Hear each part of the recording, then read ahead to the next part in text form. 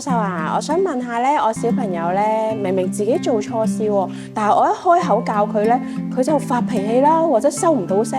其實嗰陣時咧，我應該係由佢發脾氣啊，定係制止佢咧？家長咧呢個問題都問得好好喎，咁我應該制止佢啊，定係由得佢發泄咧？咁通常咧，我哋都要睇下咧當時嘅情景係點樣樣嘅。例如咧，如果個小朋友咧係有一啲可能係自我傷害嘅行為，咁當然我哋會制止啦。咁但係如果就咁坐喺度啦，自己苦埋包腮啦，或者自己發脾氣嘅話咧，其實我哋要等佢咧自己發完脾氣先嘅。喺咧我哋話咧喺情緒上面咧，我哋通常啊，其實校長，我想問下你啦，如果你猛陣嘅時候咧，你啲情緒幾時到啊？幾時到喎？即刻到嘅喎。即係啱啦。其實咧，通常咧，可能幾秒鐘內咧，你就已經有嗰個情緒㗎啦。如果有人激嬲你，但係你知唔知咧？你幾時咧會降低自己嗰種情緒㗎啦？過一陣啦，等一陣得㗎啦。啱啦！如果你喺心理學上面咧，我哋有啲研究咧話咧，你俾小朋友咧，例如90秒至可能2分鐘時間啦，等佢自己猛陣豬先。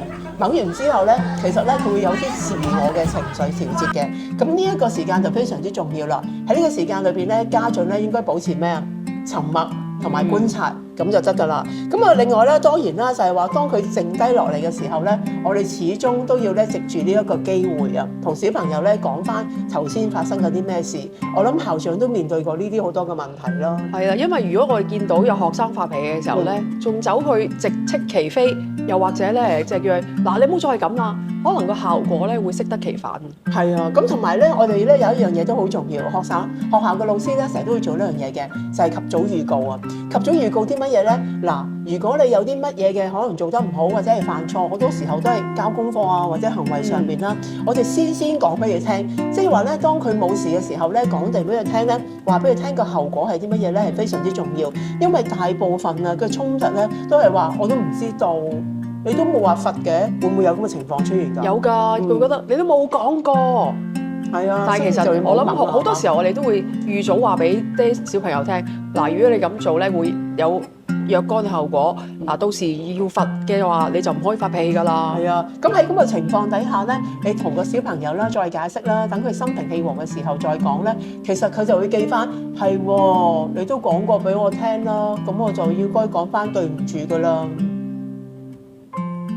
小朋友大咗咧，問佢學校發生嘅事咧，佢永遠成日都係答我唔知啊，幾好啊，冇嘢啊。但係咧，我想關心下佢嘛，咁佢再追問多兩句咧，佢就覺得好似審緊佢咁啊。點樣先可以令佢願意同我分享佢嘅內心嘅感受咧？